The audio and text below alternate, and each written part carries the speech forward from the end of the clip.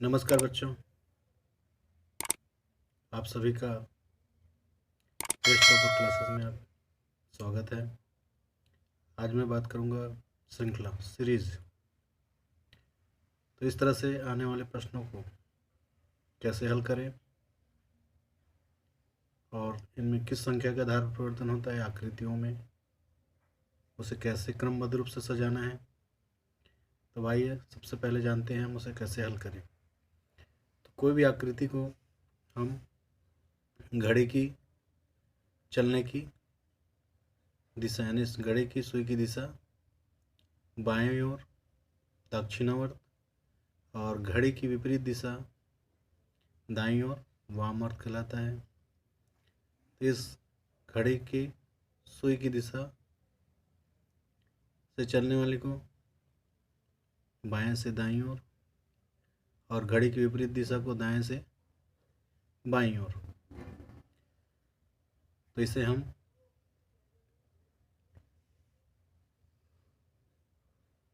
कोनों एवं भुजाओं के घूर्णन का पर्याप्त ज्ञान होना जरूरी है, तभी आप इसे सवाल को हल कर सकते हैं और क्रमबद्ध रूप में सजा सकते हैं। तो सबसे पहले हम इसके अंतर्गत देखेंगे संख्या के आधार पर परिवर्तन, और दूसरा है आकृतियों के घूर्णन के आधार पर परिवर्तन।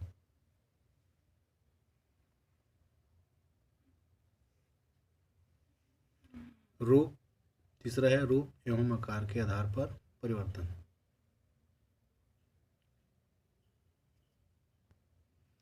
सबसे पहले हम देखेंगे संख्या के आधार पर परिवर्तन। संख्या के आधार पर परिवर्तन में दो प्रकार के परिवर्तन हैं। एक आकृति की संख्याओं में परिवर्तन है और दूसरा है आकृति की भुजाओं में परिवर्तन। तो सबसे पहले हम देखेंगे संख्या के आधार पर परिवर्तन में आकृति की संख्या में परिवर्तन। तो आकृति की संख्या में कैसे परिवर्तन होता है, आइए पहले एक एग्जाम्पल समझते हैं। पहली है समस्या आकृति, जिसमें ए बी सी दिया हुआ है और डी इसमें प्रश्नवाचक है। और उसी तरह उत्तर आकृति में 1 2 3 4 उत्तर आकृति है। इसमें से हमें उत्तर के रूप में चिन्हित करना है। तो इसे हम कैसे हल करें आकृति की संख्या में परिवर्तन के आधार पर, उसे देखते हैं। तो आकृतियों में परिवर्तन जब संख्या के आधार पर हो 1 2 1 2 3, तो आकृतियों के अवयवों की संख्या में वृद्धि होगा या तो कमी होगा। लेकिन कभी कभी आकृति जब भुजा युक्त हो तो उसकी भुजाओं की संख्या में भी वृद्धि या कमी होती है। तो आकृति की भुजाओं में भी परिवर्तन होता है। तो हम यहाँ देख रहे हैं आकृति की संख्या में परिवर्तन, इसकी आकृति में संख्या में वृद्धि या कमी होगा। तो देखते हैं सबसे पहले समस्या आकृति को। तो इस समस्या आकृति को देखते हैं। तो सबसे पहले एक है डिजाइन, एक आकृति है, उसके बाद से इसमें वृद्धि हो रहा है, दो आकृति है, दो डिजाइन है। उसके बाद 1 2 3 सी में 3 डिजाइन है, 3 छोटा वृत्त है, एक छोटा वृत्त के बाद 2 त्रिभुज आ गया, उसके बाद 3 छोटा वृत्त है तथा त्रिभुज एकांतर क्रम में बढ़ते जा रहा है।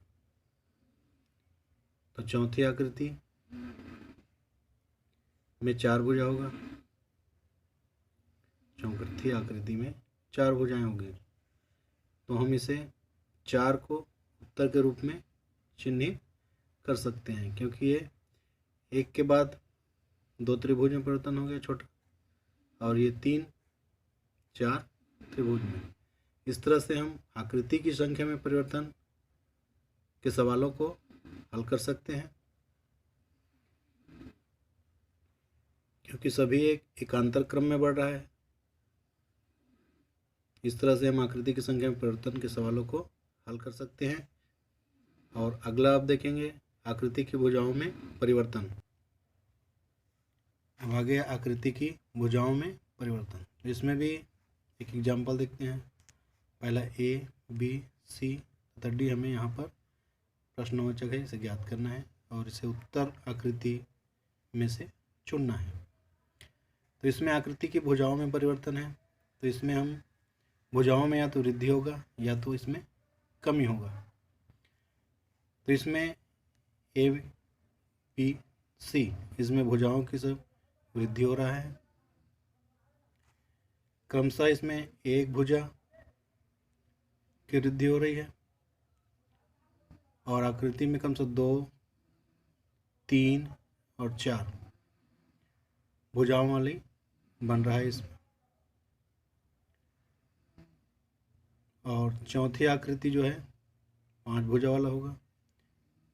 इसमें 3 भुजा है, इसमें 4 भुजा है, तो अगली आकृति 5 भुजाओं वाला, यानी आकृति की भुजाओं में वृद्धि हो रहा है यहाँ पर। तो इसमें से हम 5 भुजा वाले देखते हैं। इसमें 2 है, 1, 2, 3, 4 और एक 5। तो हम 2 को उत्तर के रूप में चिन्हित करेंगे और इसका सही जवाब होगा 2, यानी अगली वाली आकृति 5 भुजाओं वाला होगा। चौथी आकृति इसका 5 भुजाओं का होगा, क्योंकि इसमें वृत्त है, इसमें 4 भुजा है, इसमें 6 भुजा है, 1, 2, 3, 4, 5 और 6 भुजा, इसमें 5 भुजा है। तो अगला आकृति 5 भुजाओं का होगा। धन्यवाद बच्चों आप सभी का। वीडियो कैसा लगे लाइक करना, शेयर करना और सब्सक्राइब करना, ताकि आने वाले वीडियो आप तक जल्द से जल्द पहुँच सके।